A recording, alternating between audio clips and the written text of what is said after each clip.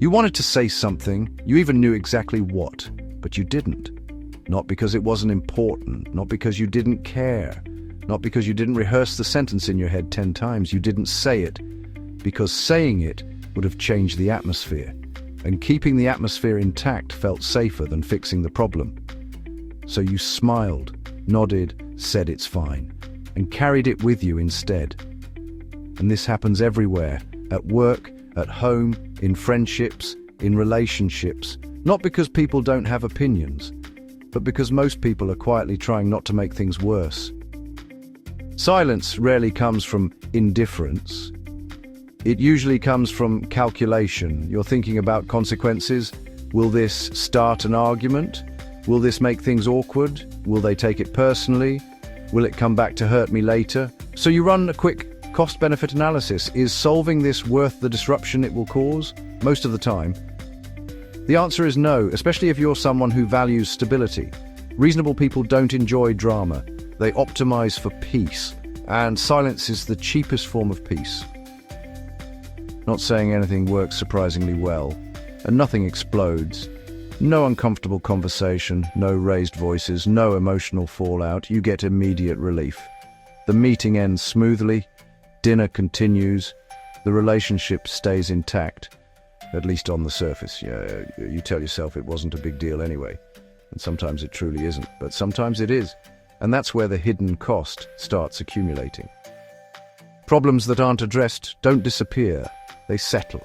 Like dust in a room no one opens. At first you barely notice it. Then things start feeling slightly off.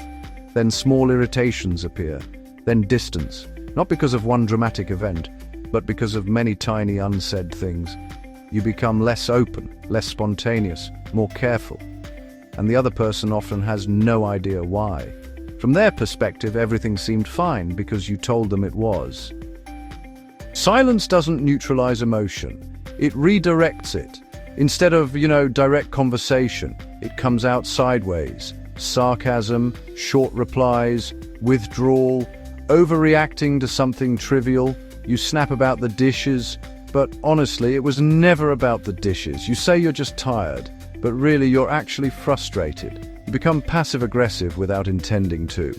Not because you're manipulative, but because pressure needs somewhere to go.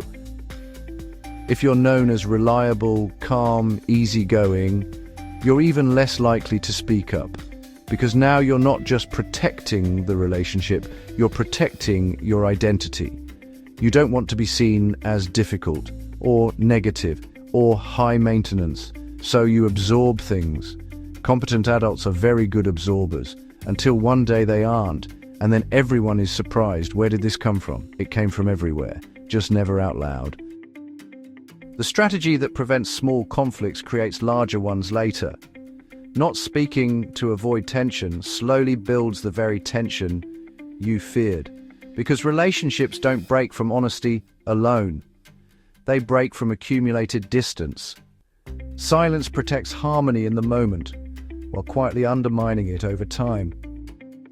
Because the alternative feels risky. Honesty has uncertain outcomes. Silence has predictable ones.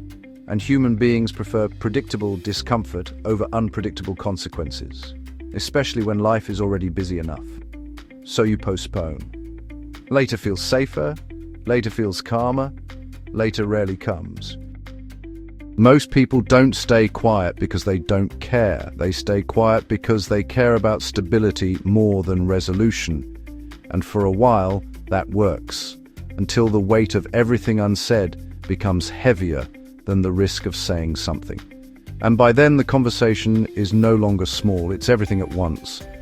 So the real question isn't whether silence is good or bad. It's simply this: what costs more in your life right now, the discomfort of speaking, or the quiet price of not speaking?